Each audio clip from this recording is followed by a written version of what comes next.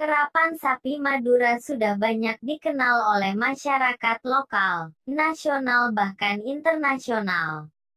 Mereka rela datang dari jauh hanya ingin menjadi saksi kehebatan pasangan sapi dan joki beradu kecepatan di arena balap seperti alun-alun yang telah disiapkan sebelumnya.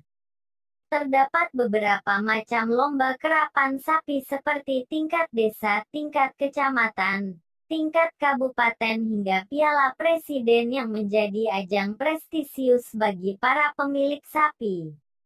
Di Bangkalan sendiri biasanya kerapan sapi ini dilakukan di lapangan skip atau Stadion RP Nur dan di Pamekasan terletak di Stadion R. Sunarto Hadiwijojo. Piala Presiden lebih sering diadakan di Pamekasan dan biasanya rentetan dengan acara Semalam di Madura, dengan menampilkan acara kebudayaan daerah seperti tari khas Madura dan lain sebagainya dengan mengundang para pejabat. Asal-usul dan sejarah mengenai kerapan sapi Madura. Kerapan sapi Madura telah menjadi kebudayaan orang Madura sejak zaman dahulu. Kebiasaan memacu binatang peliharaan di arena memang sudah menjadi kegemaran penduduk Madura sejak dahulu kala. Di Madura tidak hanya hewan peliharaan sapi yang diadu cepat, tetapi juga kerbau seperti yang terdapat di Pulau Kangean. Adu cepat kerbau itu disebut mamajir. Sapi atau kerbau yang adu cepat itu dikendarai oleh seorang joki yang disebut tukang tongko. Tukang tongko tersebut berdiri di atas kaleles yang ditarik oleh sapi atau kerbau pacuan. Pengertian dan asal mula. Bagi orang Madura, pengertian kata kerapan adalah adu pacu sapi memakai kaleles. Perkaitan kerapan diartikan sebagai adu pacuan sapi karena pacuan binatang lain seperti kerbau tidak disebut kerapan, tetapi mamajir. Oleh sebab itu tidak pernah dikenal istilah kerapan kerbau. Kata kerapan berasal dari kata kerap atau kirap yang artinya berangkat dan dilepas bersama-sama atau berbondong-bondong. Ada pula anggapan lain yang menyebutkan bahwa kata kerapan berasal dari bahasa Arab kirabah, yang berarti persahabatan. Dalam pengertiannya yang umum sekarang kerapan adalah suatu atraksi lomba kecepatan sapi yang dikendarai oleh joki dengan menggunakan kaleles. Lahirnya kerapan sapi di Madura nampaknya sejalan dengan kondisi tanah pertanian yang luas di Madura. Tanah-tanah pertanian itu dikerjakan dengan bantuan binatang-binatang peliharaan seperti sapi dan kerbau. Karena banyaknya penduduk yang memelihara ternak, maka lama-kelamaan muncullah pertunjukan kerapan sapi. Ada dugaan bahwa kerapan sapi sudah ada di Madura sejak abad ke-14. Disebutkan ada seorang kiai bernama Kiai Pratanu pada zaman dulu yang telah memanfaatkan kerapan sapi sebagai sarana untuk mengadakan penjelasan tentang agama Islam. Oleh sebab itu ajaran-ajarannya yang filosofis dihubungkan dengan posisi sapi kanan, panglowar, dan sapi kiri, pangdalem, yang harus berjalan seimbang agar jalannya tetap lurus agar manusia pun dapat berjalan lurus.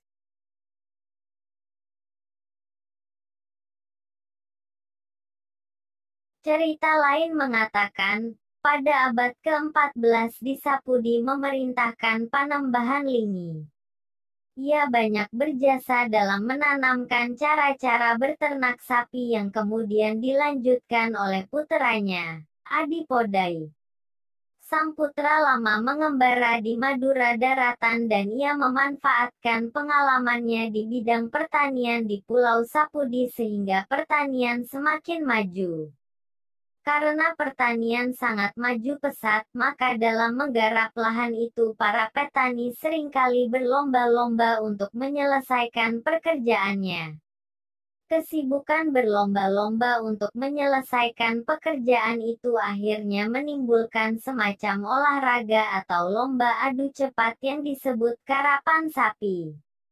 Berbagai macam karapan sapi. Di Madura dijumpai beberapa macam karapan sapi, yang memberikan klasifikasi kepada jenis dan kategori peserta karapan tersebut. Berbagai macam karapan sapi itu adalah sebagai berikut. Kerap keni, karapan kecil. Karapan jenis ini diadakan pada tingkat kecamatan atau kewedanaan. Para peserta adalah yang berasal dari daerah yang bersangkutan. Sapi kerap dari luar tidak diperbolehkan turut serta. Jarak tempuh hanya 110 meter. Dalam kategori ini yang diutamakan adalah kecepatan dan lurusnya. Kerap keni ini biasanya diikuti oleh sapi-sapi kecil dan baru belajar. Pemenangnya merupakan peserta untuk mengikuti kerap raja. Kerap raja, kerapan besar. Kerapan besar ini disebut juga kerap negara. Umumnya diadakan di ibu kota kabupaten pada hari Minggu. Ukuran lapangan 120 meter. Pesertanya adalah juara-juara kecamatan atau kewedanaan. Kerap onjangan. Kerapan undangan. Kerapan undangan adalah pacuan khusus yang diikuti oleh peserta yang diundang baik dari dalam kabupaten maupun luar kabupaten. Kerapan ini diadakan menurut waktu keperluan atau dalam acara peringatan hari-hari tertentu. Kerap karesidenen, kerapan tingkat keresidenan. Kerapan ini adalah kerapan besar yang diikuti oleh juara-juara kerap dari 4 kabupaten di Madura. Kerap karesdenan diadakan di kota Pamekasan pada hari Minggu, merupakan acara puncak untuk mengakhiri musim kerapan. Kerap jar-ajaran, kerapan latihan. Kerapan latihan tidak tertentu harinya, bisa diadakan pada setiap hari selesai dengan keinginan pemilik atau pelatih sapi kerap itu. Pesertanya adalah sapi lokal. Persyaratan sapi kerap tidaklah banyak, asalkan sapinya kuat dan diberi makanan yang cukup, dilatih lari, dipertandingkan dan diiringi dengan musik saronen. Konon beberapa pemilik sapi kerap juga melengkapi kehebatan sapinya dengan menggunakan mantra-mantra serta sajian tertentu. Sesungguhnya hal ini tidak dibenarkan dalam aturan sebuah lomba atau kerapan. Pelaksanaan kerapan. Sebelum kerapan dimulai, semua sapi kerap diarak memasuki lapangan, berparade agar dikenal.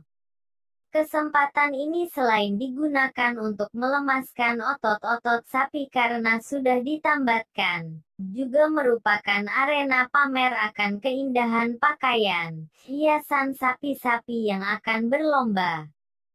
Sapi-sapi itu diberi pakaian berwarna-warni dan gantungan-gantungan genta di leher sapi berbunyi berdencing-dencing. Setelah parade selesai, pakaian hias mulai dibuka. Hanya pakaian yang tidak mengganggu gerak tubuh sapi saja yang masih dibiarkan melekat. Maka dimulailah babak penyisihan, yaitu dengan menentukan klasemen peserta. Peserta biasanya pada babak ini hanya terpacu sekedar untuk menentukan apakah sapinya akan dimasukkan papan atas atau papan bawah. Hal ini hanyalah merupakan taktik bertanding antar pelatih untuk mengatur strategi. Selanjutnya dimulailah ronde penyisihan pertama, kedua, ketiga, dan keempat atau babak final. Dalam ronde-ronde ini pertandingan memakai sistem gugur. Sapi-sapi kerap yang sudah dinyatakan kalah tidak berhak lagi ikut pertandingan babak selanjutnya. Dalam mengatur taktik dan strategi bertanding ini masing-masing tim menggunakan tenaga-tenaga terampil untuk mempersiapkan sapi-sapi mereka. Orang-orang itu dikenal dengan sebutan 1. Tukang tongko, joki yang mengendalikan sapi pacuan. 2. Tukang tambeng, orang yang menahan kekang sapi sebelum dilepas. 3. Tukang getak, orang yang menggertak sapi agar pada saat diberi aba-aba sapi itu melesat bagaikan abak panah ke depan.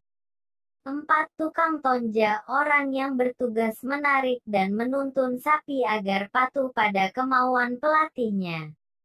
5. Tukang gubra, anggota rombongan yang bertugas bersorak-sorak untuk memberi semangat pada sapinya dari tepi lapangan.